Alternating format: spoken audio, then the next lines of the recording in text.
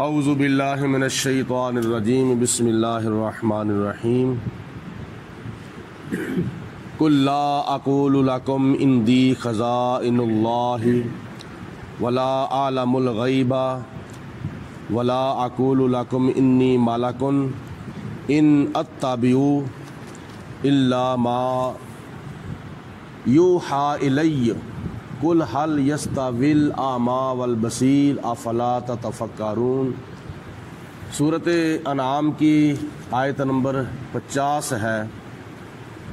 آیت مبارکہ کا ترجمہ اور مختصر خلاصہ سماعت فرمانے سے پہلے اس کا شان نزول یہ ہے کہ نبی کریم علیہ السلام کے اوپر مکہ المکرمہ کے اس وقت کے جو کافر تھے وہ طرح طرح کے اعتراضات کرتے تھے۔ کبھی کہتے تھے کہ اے محمد صلی اللہ علیہ وسلم، اگر آپ نبی ہیں، اگر آپ رسول ہیں تو ہمیں خزانے دیں، ہمیں مال دیجئے، ہمیں سونا دیجئے، ہمیں چاندی دیجئے۔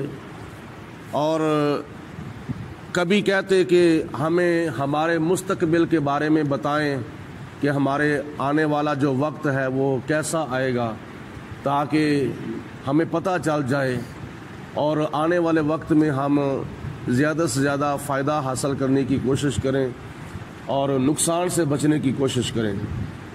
ہمارے لیے خزانوں کا بھی اہتمام کیجیے اور ہمیں آنے والے وقت کی خبریں بھی دیجیے۔ اور تیسرے نمبر پر اعتراض یہ کرتے تھے کہ اگر آپ نبی ہیں تو پھر آپ کھاتے پیتے کیوں ہیں؟ آپ کھاتے پیتے کیوں ہیں؟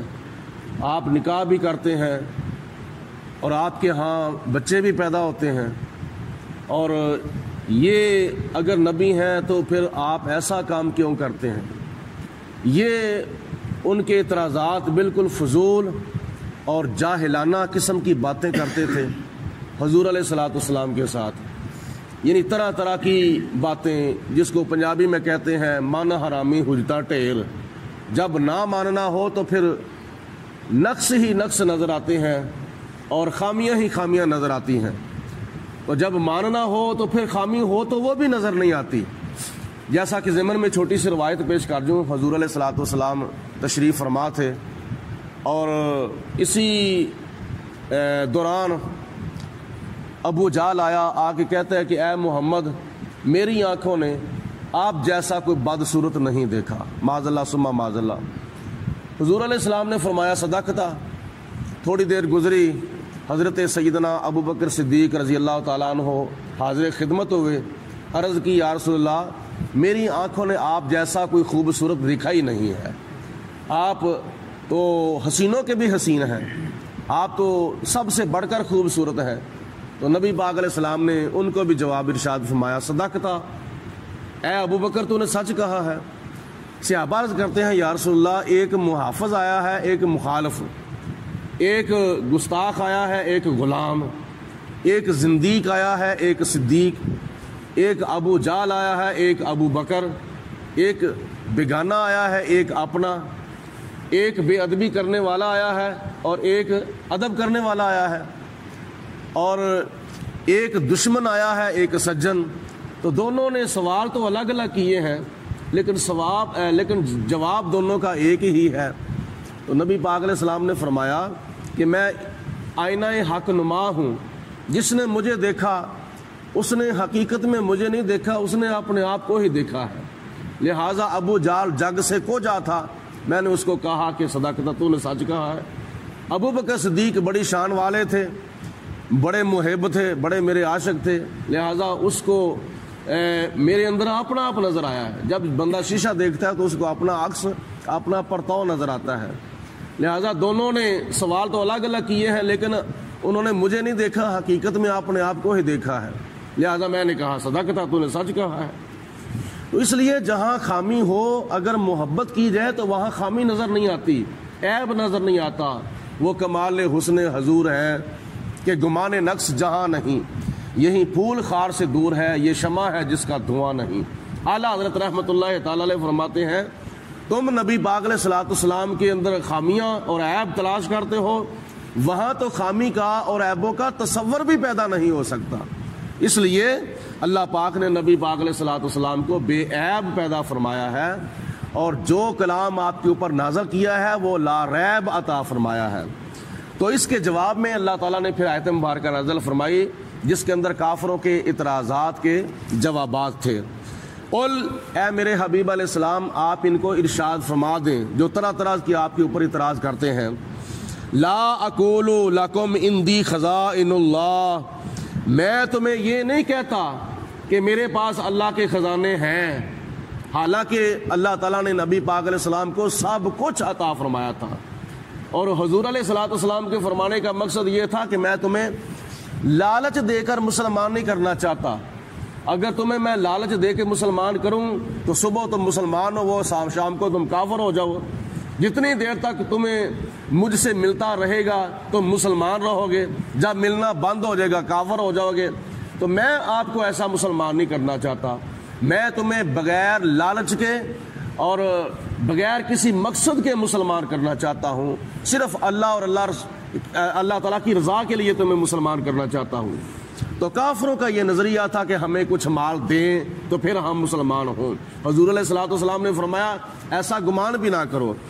تو آپ نے فرمایا کہ میں تمہیں یہ نہیں کہتا کہ میرے پاس اللہ کے خزانے ہیں، حالانکہ اللہ تعالیٰ نے قرآن پاک میں فرمایا ہے انا اعطیناک الکوثر، اے میرے محبوب علیہ السلام نے، اے میرے محبوب میں نے تمہیں جو بھی نعمت عطا فرمائی ہے وہ قلت کے ساتھ نہیں عطا فرمائی بلکہ وہ کثرت کے ساتھ عطا فرمائی ہے۔ اس کا مطلب یہ ہے کہ میں ذاتی طور پر خزانوں کا مالک نہیں ہوں، اللہ کی عطا سے بہت سے خزانوں کا مالک ہوں۔ یہاں تک آپ نے فرمایا کہ میں اگر چاہوں تو کسی پہاڑ کو حکم دوں وہ بھی سونا بن جائے اور میرے پیچھے پیچھے چلے۔ آگے دوسرے اعتراض کا جواب، ولا عالم الغیبہ، اور میں تمہیں یہ بھی نہیں کہتا کہ میں غیب جانتا ہوں۔ اس کا مطلب یہ ہے کہ میں خود بخود غیب نہیں جانتا، میں ذاتی طور پر غیب نہیں جانتا، ہاں اللہ کی عطا سے جانتا ہوں۔ اللہ پاک کی ذات بابرکات نے مجھے علم غیب نہیں بلکہ علم غیب کے خزانے عطا فرمائے ہیں، ورنہ آنے والے وقت کی حضور علیہ السلام نے خبریں نہیں دیں۔ یہ قیامت تک ہونے والی جو نشانیاں ہیں، چھوٹی بڑی علامات صغریٰ و علامات کبریٰ، یہ ساری کی ساری نبی پاک علیہ السلام نے بیان فرمائی ہے کہ قیامت کے قریب یہ ہوگا۔ اور تیسرے نمبر پر آپ نے فرمایا ولا اقول لکم انی ملکن، اور میں تمہیں یہ بھی نہیں کہتا کہ میں فرشتہ ہوں، کیونکہ فرشتے جو ہوتے ہیں وہ کھانے پینے سے پاک ہوتے ہیں، میں کھاتا بھی ہوں پیتا بھی ہوں، نکاح بھی کرتا ہوں، بشری تقاضے پورے بھی کرتا ہوں، اور فرشتہ نہیں ہوں۔ لیکن اللہ تعالیٰ کی ذات بابرکات نے اپنے محبوب علیہ الصلوۃ والسلام کے نور سے فرشتوں کو پیدا فرمایا ہے، اور سارے انوار کے منبع اور مرکز نبی پاک علیہ الصلوۃ والسلام ہیں، اور ایسے نبی پاک علیہ الصلوۃ والسلام فرشتوں سے افضل و اعلیٰ ہیں کہ معراج کی رات حضرت جبریل علیہ الصلوۃ والسلام سارے فرشتوں کے سردار جو ہیں وہ حضور علیہ الصلوۃ والسلام کے قدموں کو چوم کر حضور کو بیدار کر رہے ہیں۔ یہ نبی پاک علیہ الصلوۃ والسلام کی شان بشریت اور حضور علیہ الصلوۃ والسلام کی شان ابدیت ہے۔ ان اتبعوا الا ما یوحى الی، کلام کی اتباع کرتا ہوں جو کلام میری طرف وحی کیا جاتا ہے، یعنی حضرت جبریل علیہ الصلوۃ والسلام اللہ تعالیٰ کی طرف سے پیغام مجھ پر لاتے ہیں اور میں اس پیغام کی اتباع کرتا ہوں۔ قل، اے میرے حبیب علیہ السلام آپ ارشاد فرما دیں، حل یستوی الاعمی والبصیر، کیا اندھا اور آنکھ والا برابر ہو سکتے ہیں؟ اس کا مطلب یہ ہے کہ عالم اور جاہل، مومن اور کافر برابر ہو سکتے ہیں؟ نہیں، مومن ہے، کافر ہے، دونوں کبھی بھی برابر نہیں ہو سکتے۔ افلا تتفکرون، تو تم غور کیوں نہیں کرتے، تم فکر کیوں نہیں کرتے، تم توجہ کیوں نہیں کرتے؟ تو اللہ تعالیٰ کی ذات بابرکات نے اس آیت مبارکہ کے اندر جو ارشاد فرمایا ہے وہ یہ ہے کہ اللہ تعالیٰ کے پیارے حبیب علیہ الصلوۃ والسلام ذاتی طور پر خزانوں کے مالک نہیں ہیں، اللہ کی عطا سے اللہ کے تمام خزانوں کے مالک ہیں۔ ذاتی طور پر حضور علیہ الصلوۃ والسلام علم غیب نہیں جانتے، اللہ تعالیٰ کی عطا سے حضور علیہ الصلوۃ والسلام سب کچھ جانتے ہیں۔ اور حضور علیہ الصلوۃ والسلام کو اللہ تعالیٰ کی ذات بابرکات نے سارے انسانوں، تمام نبیوں، تمام رسولوں، تمام پیغمبروں اور تمام صحابہ سے بڑھ کر، بلکہ اللہ تعالیٰ نے اپنے تمام فرشتوں سے بھی بڑھ کر نبی پاک علیہ الصلوۃ والسلام کو زیادہ درجہ اور زیادہ مقام عطا فرمایا ہے۔